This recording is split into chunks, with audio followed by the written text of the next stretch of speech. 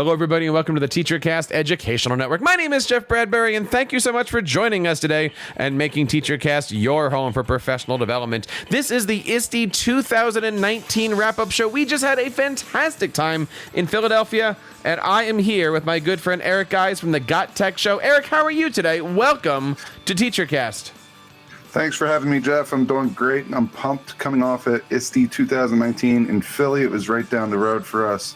I'm glad to be here. Oh, you know what? I am so pumped, too. We had so much fun. 20,000 educators all came together in Philadelphia for one thing and one thing only. Eric, you know what that was? ISTE 2019. It was the cheesesteaks. We all had a great time tasting the pretzels, the ice cream, and enjoying each other's company at the world-famous Reading Terminal Market. But today we're going to be breaking down everything, or at least as much as we can, about the ISTE 2019 conference. We want to know what you guys thought. If you happen to be at ISTE, we would love to hear from you guys. Of course, you can always find us over on TeacherCast.net. Check us out on Twitter at TeacherCast and subscribe to all of our channels over at TeacherCast.net/subscribe. I got to tell you, Eric, I've been going to ISTE now for the last 7 years. I've been to Philly. I've been to Denver, Chicago, Atlanta, San Diego, San Antonio twice. I think that was all of them. This was absolutely by far my most favorite conference to be at. I met so many people and had such a good time. I got to ask you, this was your first ISTE. What did you think of it? I'll tell you this much. Coming in, I had no clue what to think. Everyone kept telling me it's the greatest conference in the world, and I got to experience it, and I agree. There's so many different flavors there, whether you're there for PLN, whether you're there for improving your craft. There's so much going on, and there's a niche for everybody. I totally agree. There were so many different sessions that were going on. I think I counted almost 15 podcasting sessions, which I was really excited about in so many ways, not only by podcasters like us, but also the vendors were getting into the podcasting platform. We had such a good time. We're going to be wrapping up everything here from our workshops to our vendor floor interviews, and we've also got some great sound bites. We had an opportunity to go out and meet everybody. Well, not everybody, but we had a chance to meet a lot of people at the conference and talk to them. We're going to be playing some sound bites from the conference, and we are looking forward to that. So let's just kind of see if we can break things down here. Eric, again, you said this was your first ISTE here, and of course, it was great hanging out with you and your co-host, Nick. First of all, what was it about ISTE that was so special? I know you've been to conferences, I know you've been to ed camps and things, but as a newbie, what made ISTE so amazing and so wonderful? Well, it has to be the people. I mean, the locations will change, but the people are pretty much the same that come to there. Everyone is so excited to wrap up a new school year, and this conference just rejuvenates them for the next year.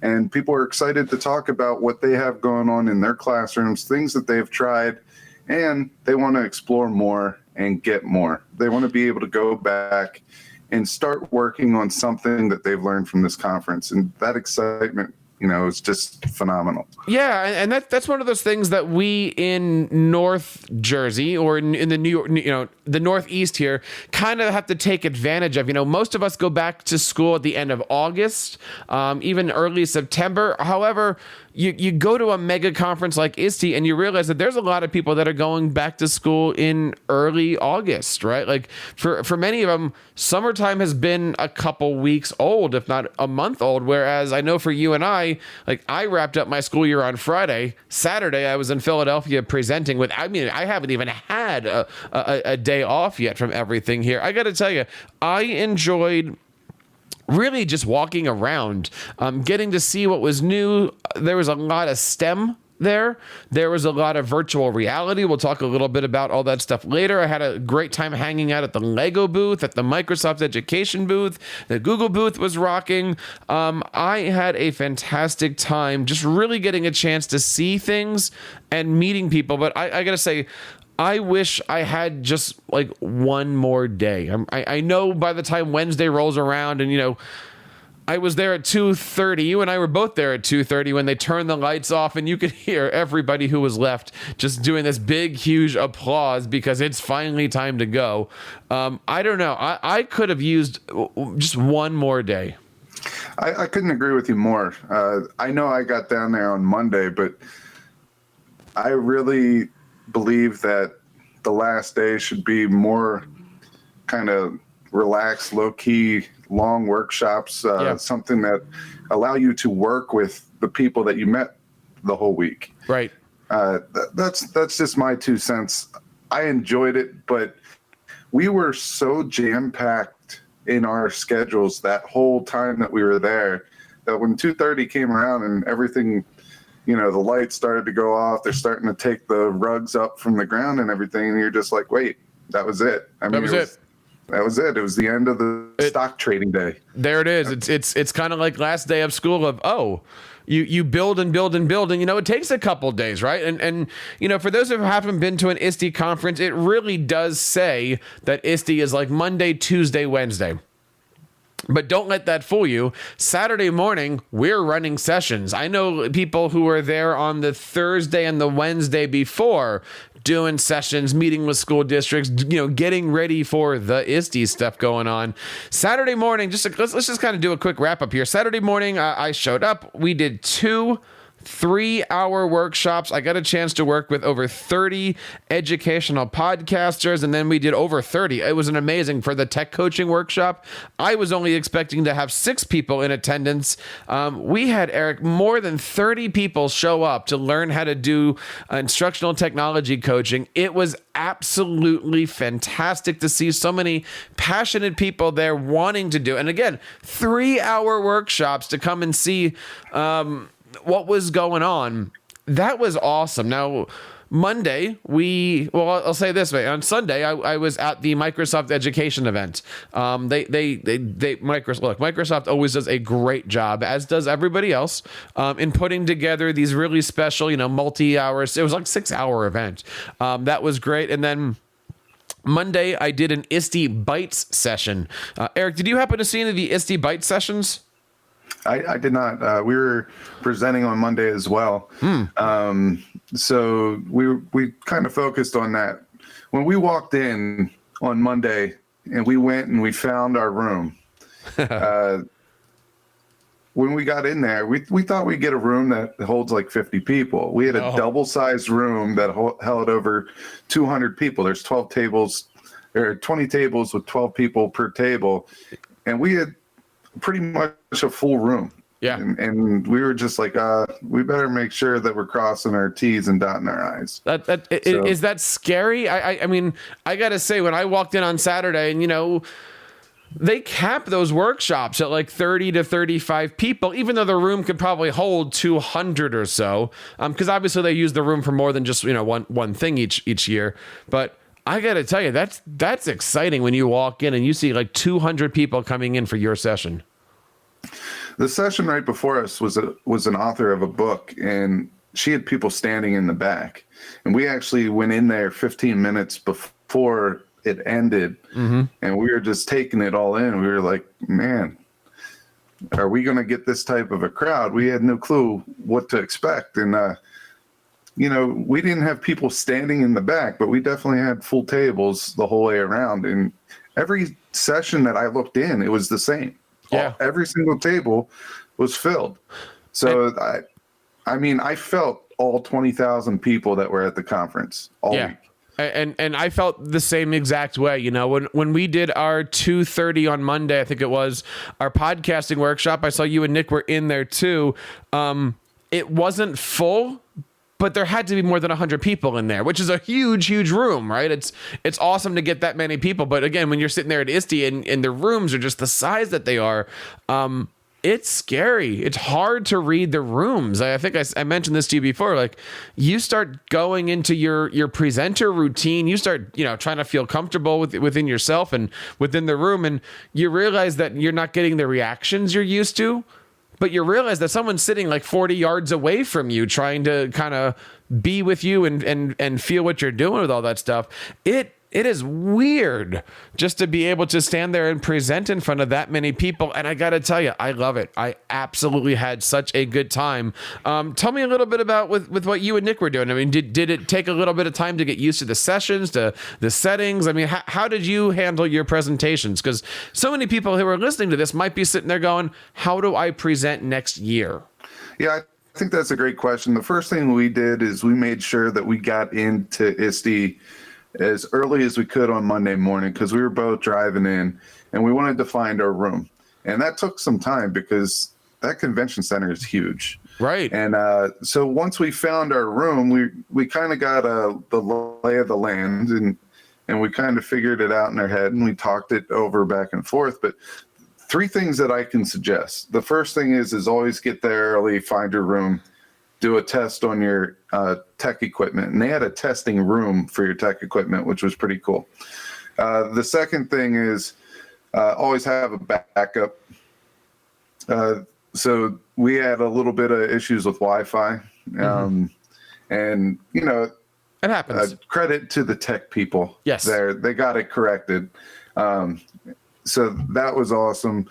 And the third thing is just have fun, because when we got there, I had an adrenaline rush. When you see 200 people and this is your first time presenting at a major conference in front of 200 plus people, you know, you're either going to kind of get all nervous and let that affect your presentation, or you're going to rise to that occasion. I think that we did that. The best way that we could do that is by talking to the people in between the sessions. Yes. So people are coming in, you have a conversation with them, you know something about a couple of the people in the room. It feels like you know a lot more people than what you actually do. And, you know, I like that. I started doing that in orchestras when I was guest conducting. You know, you show up early and you make friends. You shake hands. How you doing? I always try to ask, you know, what brought you here today? And because you never know, you might have a presentation that's geared towards one thing, and then you realize, oh, everybody wants to learn about this other aspect of the topic. And, you know, you might need to shift things on the fly a little bit or adjust your presentation a little bit. I always give that recommendation to people who I work with who are, you know, new presenters. Meet the room, get yourself comfortable. Don't go in and stand in the corner. Don't fidget with your technology.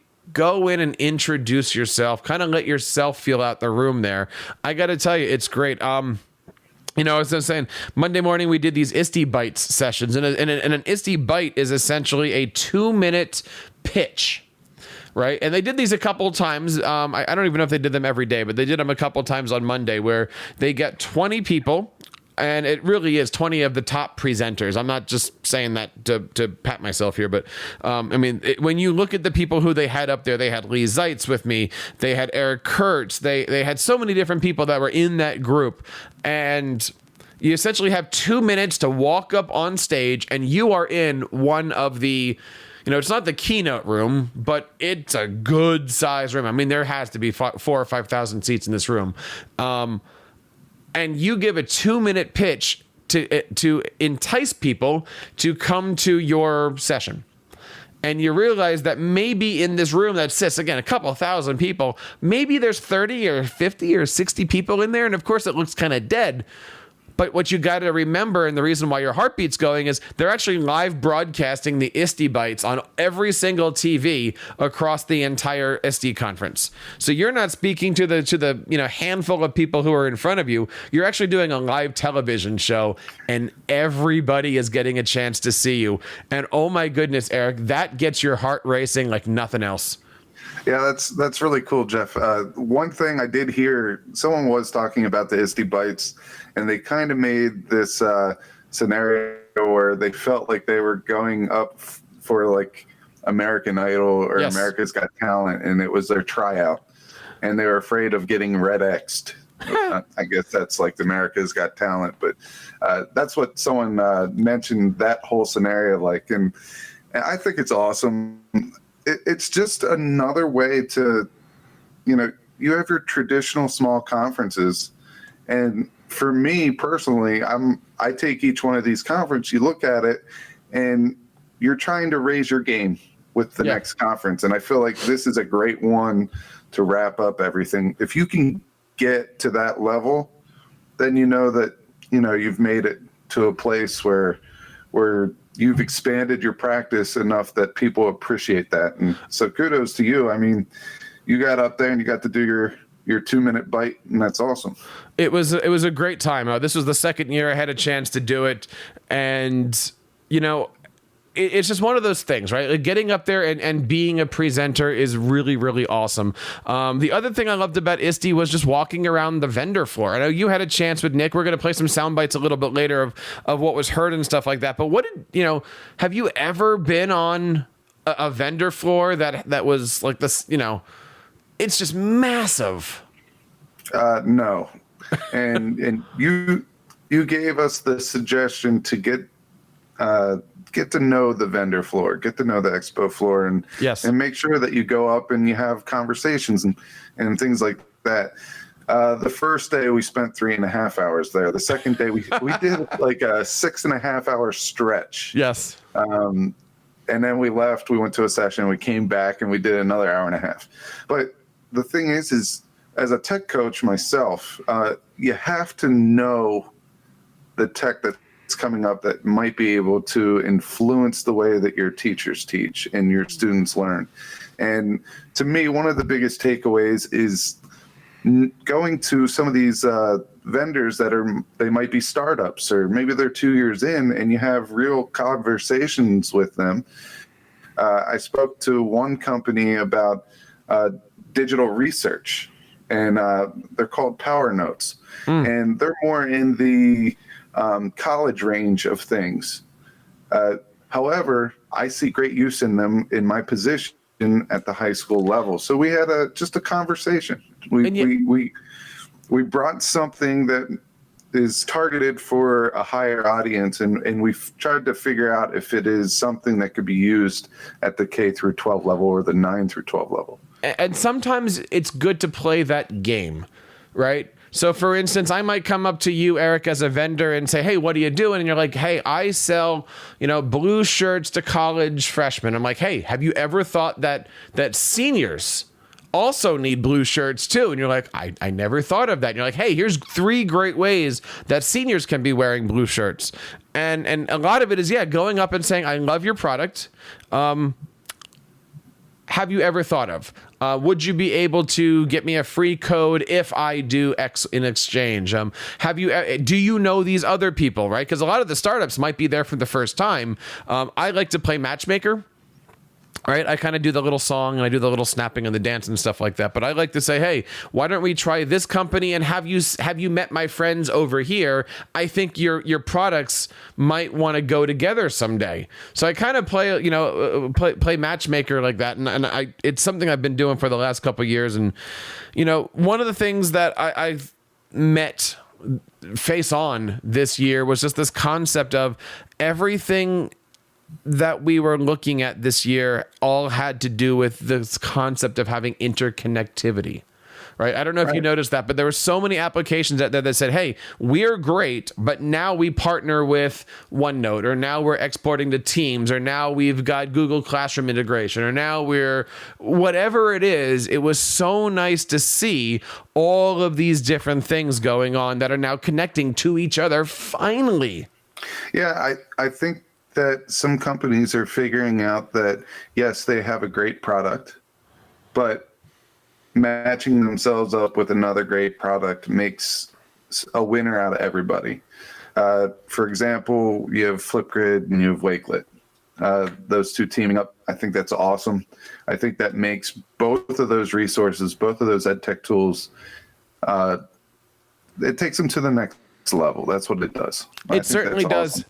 And you know what? I had a chance over at the conference to run around and talk to some of these vendors about these different things. I want to play a quick clip here from Brian Gray, the CEO of Remind. And I asked him the question, why is it important for these companies not only to be working together, but in their apps? Why is it important to have that interconnectivity and be, inclusive with all of their features? So check out this interview that we did really quickly with the CEO of Remind, Brian Gray. today's lives, we all use so many different services and applications, and we want to be able to, one click away, connect those that are most relevant and most tangential. So for us, for example, communication becomes a really powerful way to think about that interoperability and those connections, because I'm going to communicate and send something out to a student if I'm a teacher, and I want to send them a Google Doc. Well, guess what? You can do that from inside of Remind, and then maybe the next day I want to send a picture from the field trip that I went on with the kids. I can do that inside of Remind. And then the next day I need to send something from a Quizlet flashcard set. So having all of that connected and one click away, it's really about ease of use and efficiency of how teachers in particular lead their lives and do their job. And so, Eric, it's really interesting to hear all that stuff and try to figure out what is going on with these companies. I mean, it seems like the APIs for all these companies and the SDKs and all those other acronyms I don't really know about yet are just so much more apparently able to be shared. I mean, one of the things that we did here, I was working alongside the Microsoft education team a lot, and things like Microsoft Teams, things like Flipgrid are now able to be used in so many different applications. It's pretty awesome. It's only going to make teaching a little bit easier for the teachers, learning a little bit easier for the students, and really it's just going to make education a better vehicle for students to progress their skills outside into the real world.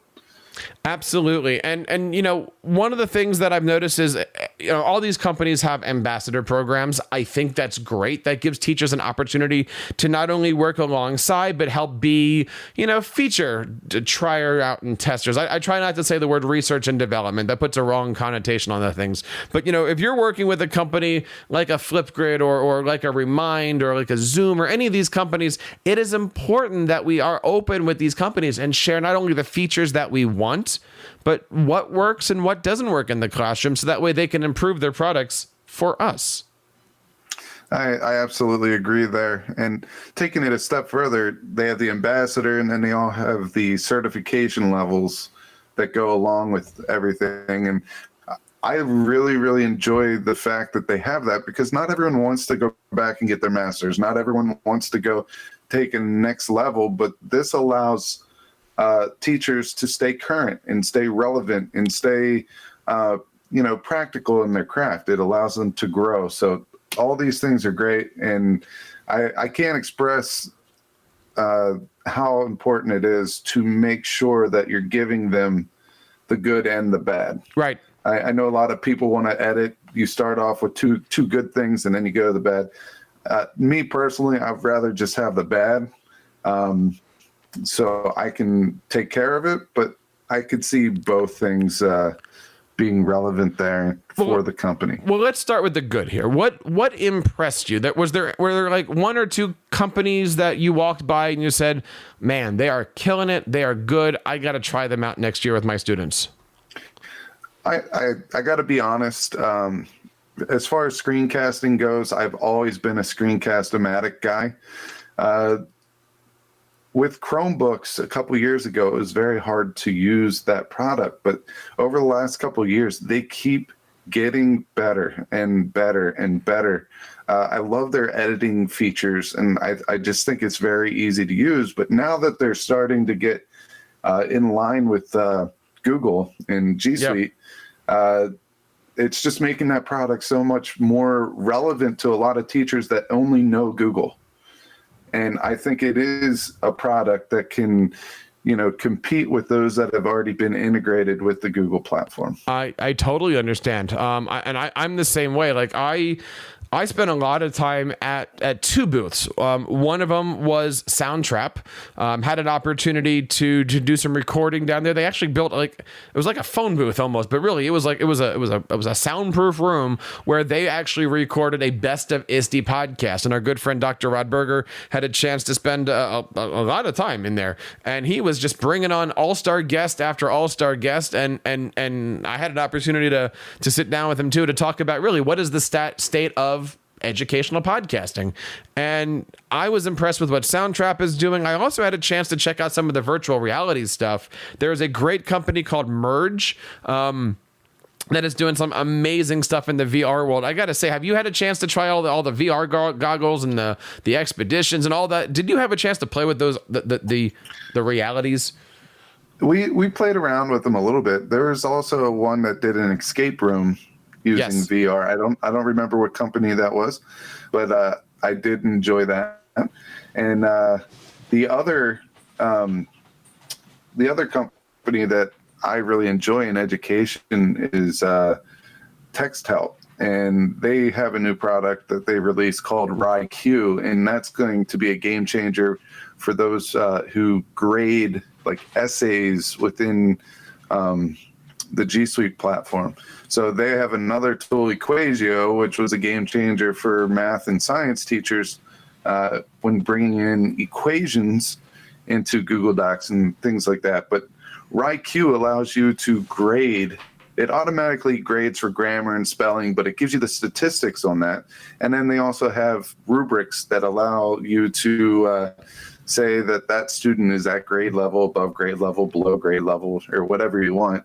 And in August, they're supposed to be releasing another cool thing which allows you to make your own rubrics, and I just think that's a game changer. That's awesome. I did not get a chance to see Texthelp. The thing I love about Texthelp is usually when they come out with a great app, they usually give out pro teacher editions. I don't know if they're doing that this year. I don't want to speak on behalf of them, but they are always great. You know, I had an opportunity to really get personal with these companies, some of them who I've known for many, many years, and I asked them the question, you know, what are teachers asking for, right? It's one thing for us to go there and say, what are you giving us? But it's their job to listen. So I want to play a couple of clips here. The first one is from Monica from a great company called ListenWise. The second one is again from our friend Brian Gray, the CEO of Remind. And then the last one is from Bria, who actually was just on the TeacherCast show from a great company called Bulb, who does digital portfolios. And check out what they say teachers are asking for this year. What I'm seeing teachers ask for this year is a lot about podcasts. Podcasts are so hot, and they want to know how their students can listen to them and how they can make podcasts. So we're excited to share with them some new professional development we have around helping them create podcasts, and then we have a huge collection of audio for them to use in their classroom as well. But I definitely see that hot podcast trend in education picking up steam. Yeah, so one of our core values as a company is to create simplicity for others, and teachers love just how simple we make their lives. And part of that is kind of back to the question you asked me earlier, is how do we bring all the things that they're using in one unified way? And again, communication is key to that. And so they are always asking, well, can you integrate with Khan Academy? Can you integrate with, Dreambox? So we'll continue to think about how do we make those services more accessible. We already do that today. Those services can actually share their content onto Remind. And then over time, we want to make it so it's easier when you're in Remind to access those services. And again, just creating simplicity for teachers. Technology vendors.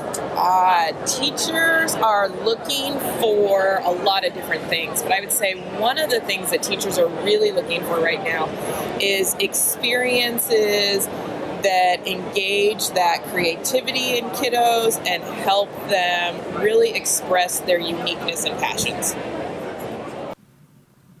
And Eric, there's so many great things that teachers are asking for. I am so happy that the EdTech companies are responsive to all of those things. Now, you and Nick, what was it? You guys kind of did a divide and conquer, right? Because obviously you guys couldn't handle the whole floor every single day, but I know you had a chance to go out and meet some of the educators. What were you seeing about the educators what were you asking the educators while you were out there? The two things that we were really asking them first was what is their take home from ISTE 2019? So what was something that they viewed or they read about or they sat in a session? What was something that they were excited to take back to their teachers? And we talked to several teachers. We asked several teachers, educators, administrators too, tech coaches, everybody that, and we got some great answers there. So we're going to play those clips for you. Well, obviously there's a lot of amazing things. Student voice is really big this year, and so I really like the idea of using podcasts for students in the classroom. And so I've gotten a few vendors and some websites. We're going to go back and try that. The number one we're going to use is Synth, SYNTH, ISTE.com, and we're going to try that in some ways. Well, the definitely the buzzword I've been obsessed with is personalized learning, and I attended a session that I'd also attended 3 years ago that really reminded me of self-pacing in a traditional classroom and how we can accomplish personalized learning to meet the individual needs of students, even within the box that we're given in a traditional learning environment. I love that there was a focus on mental health and how we can improve the mental health of our students using technology. So I saw several presentations on assistive technology, and then right now I just saw another one about stop, breathe, and think to kind of like have them calm down before tests, or maybe if they're having a rough day, they can meditate and get themselves kind of together so they're able to learn better. I do a lot with global collaboration in my classroom, so we connect with classes all around the world and individuals. We do global collaborative projects. So I did a couple sessions on that. So I'm really interested in the new website for Skype in the Classroom that will be coming out this fall. Also, Empatico is a great resource to connect your classroom. Bunsey, you can do a lot of things with them. So there are a lot of tools here that will help your students go global and focus on the UN Sustainable Development Goals, which is really important, and just to connect and help make the world a better place.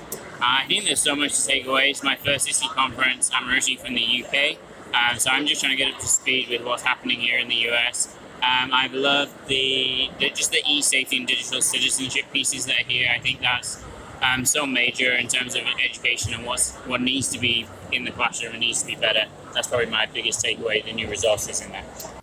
You know, Eric, it is one thing to be running around.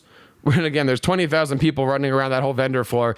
It's another thing to actually sit and have meaningful conversations. I am so glad that you and Nick had a chance to reach out and meet some of the people that were there. And really, you know, again, ISTE is all about us, right? It's the International Society of Technology Using Educators. It's not the International Society for Technology Educational Companies, right? Everybody's here to help out what's going on in our classrooms. And you also had a chance to meet teachers, and you asked them another important question. Yeah, we asked what were the initial like hot topics that they were going to why'd they come to ISTE? What hot topics were they looking for in the program? What hot topics did they want to make sure that were covered by the Expo Floor and all that? So we got to meet up with several educators for that as well, and they had some pretty on point answers.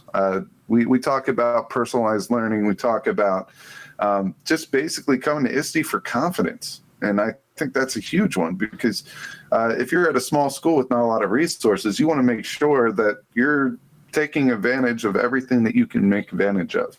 And so that was another one. STEM was in there, growing your PLN, all that good stuff. So a lot of teachers, educators, administrators came up with some answers that were on point, but just how they express their answer, I think, is the takeaway message there. All right, so we're going to roll a few extra clips here. And again, we want to say thank you to every EdTech vendor and every educator that found, really found the time to sit down with us and talk. It wasn't easy to get everybody together, but we want to say thank you. And let's play a couple of these extra clips here as we learn what do teachers want next year at ISTE. The one thing is, since I'm a principal, is how to be a better leader and to manage my time better with all the tech tools and all the trainings that I've been to. Overall, I've had really great sessions, and that's what I like about ISTE. It really makes me motivated and learn from other educators, where I'm typically in the district where I'm giving the professional development, so I'm not always the person who's learning, I'm the person giving. So that's why I love experiences like this at ISTE, where I get to learn as well, just like other teachers in my district get to learn from me. I get to learn from other educators. So it really inspires me of taking what we're doing and moving forward, and then getting other ideas and how we could intertwine that with our district initiatives as well. So I had the privilege of being able to present this morning, so it's a nice way to sort of extend your PLN, your personal learning network, as well as it's really nice as being an educator to collaborate with other people, also to see some familiar faces, but the BYOD workshops are all, that's the only thing I ever go to when I come to ISTE. So the poster sessions are my favorite because you get a lot of ideas in a short amount of time. I would highly recommend them. And I'm glad to see that my school and our efforts to improve our education system is in the correct trail with the new tendencies of education. So I'm very happy to be here in ISTE 2019. You know, Eric, no matter what or who you're speaking to at ISTE, the one thing is certain: we are all looking forward to Anaheim. I actually had an opportunity while working at the Microsoft Education booth to speak with Richard Coletta, the CEO of ISTE. And I got to tell you a fun story here. Microsoft has an amazing booth. It's a 2-story booth, and I'm sitting up there on the perch just kind of looking out and kind of reflecting on everything. And way down below, there's Richard Coletta, waving his hands up in the air, trying to get my attention. And I knew that he wanted to come up and take a look around, but I was also in broadcasting mode. So I went down and shook his hand. How you doing? I brought him up, and I got to tell you, just before he was able to go and start to look around and take some pictures, I handed him the microphone and I said, "Hey, would you mind getting on camera for a few moments?" And him and I did a 5-minute interview. I'm going to put the link to to everything on here. Really, he's a wonderful guy. I am so impressed with the stuff that ISTE did, since he took over as CEO, and I'm looking forward to Anaheim next year. And already I said, one of the questions I said to him is, probably by the time the interview is over, the website is already going to be changed around. And so if you're looking for any information, I figured out the secret, right? If you go to ISTEconference.org, it's whatever the current version looks like. But if you go to ISTEconference.org/2019/2018, you can actually see the full websites from the previous years. You can see how ISTE is really growing up and growing more mature. And I love that about how they design their website and stuff like that. So if you haven't had a chance to, please head on over to teachercast.net/ISTE. We're going to have all of our ISTE 2019 coverage, including all of our Microsoft interviews and including our interview with Richard Coletta, the CEO of ISTE. It was such a great time. Before we wrap up here, Eric, I got to ask, what was your one lasting memory that you're going to take away, maybe personal, or that you're going to sit back and go, all right, next year when I get in the classroom, I want to try that? For me, it was just growth professionally. Not only as an educator, I've met a lot of great ed tech coaches out there and a lot of great teachers that we shared ideas, we bounced ideas off of, but also me personally getting out of my comfort zone in a lot of different ways during this conference, and just seeing how me out of my comfort zone is accepted to other educators. It's kind of like they met me halfway on some of these. I want to talk, I want to express some opinions that I have, and together we just grew together through several different topics, and I really appreciated that. And it kind of reminds me when I went to college for the first time. We had that freshman orientation week. Every freshman wants to make friends, and that was kind of my ISTE. I made a lot of new friends. I caught up with old ones, and I just grew professionally. I gotta say, for me, the one thing I'm going to take away from this year is it's the community. And I'm going to do a show on this after I kind of unbox myself from ISTE and get things down. So look for that maybe later on this week, or even maybe next Monday's episode of Ask the Tech Coach. We're going to talk a little bit about it. But I got to tell you, I had so many amazing people come up and say how much they enjoy listening to TeacherCast, and how many people, I actually had somebody come up and say that they're actually using our Ask the Tech Coach show as like a book review. Like they're doing a weekly podcast review out there for everything that we're doing on the show. I was so floored when somebody came up and said that stuff. I think it's absolutely awesome. So if you are out there and if you've been listening to the show, if you've been supporting the show, I want to say thank you out there for everybody. And a big shout out. I just want to say a big shout out to Susanna Summers. She and I met at one of the Google parties, and she said some amazing things about the channel. So if you're out there listening, please, please, please know I really appreciate all the stuff that you guys are doing. And I want to say thank you, right? Like, the one thing I love about ISTE, Eric, is... again, I'm going to talk about this later on another show, but our anniversary is July 11th. So we always do ISTE, and then we do like a little happy birthday anniversary show for TeacherCast. And my goodness, 8 years is coming up for TeacherCast here. And it is awesome to go out to ISTE just to kind of see who's listening to the show. But most importantly, what topics do you want? And we want to know what topics that you guys are wanting. If you guys have any topics for our podcasting channel, for our tech coaching channel, or anything ed tech in general, we would love to hear from you guys. And of course, you can go over to teachercast.net/subscribe and get, email us, leave us a voicemail, all that great stuff. I am so excited about what's going on this year in EdTech. And I know you guys are too. Eric, I got to tell you, I forgot to even bring this topic up at the beginning of the show. But you're also a podcaster. And I'm sorry, I totally blew through that at the beginning. I realized that I never introduced you properly. Tell us a little bit about your show, and where can we find out all the great things that you and your partner Nick are doing?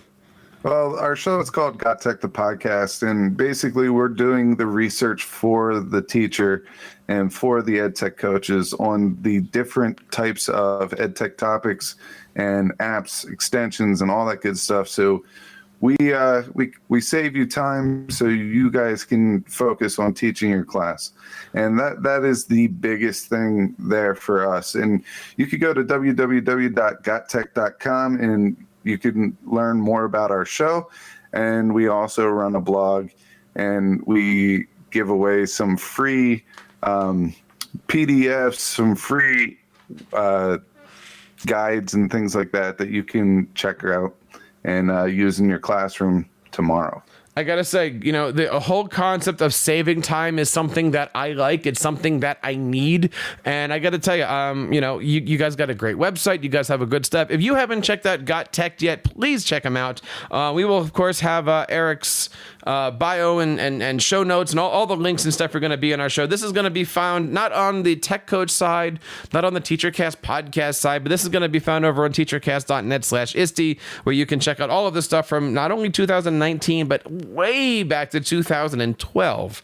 And you can check out all of our crazy ISTE interviews at that point.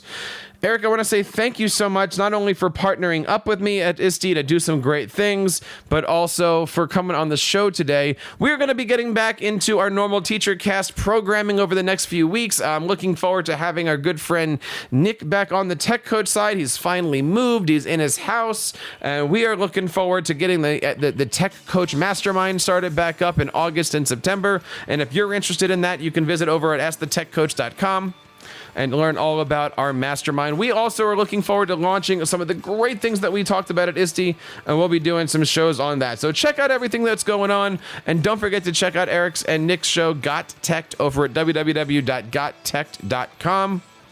And we want to say thank you guys to you. Before we go, I cannot end this show without thanking two important companies. I want to thank our friends at Microsoft Education for making my trip to ISTE 2019 possible.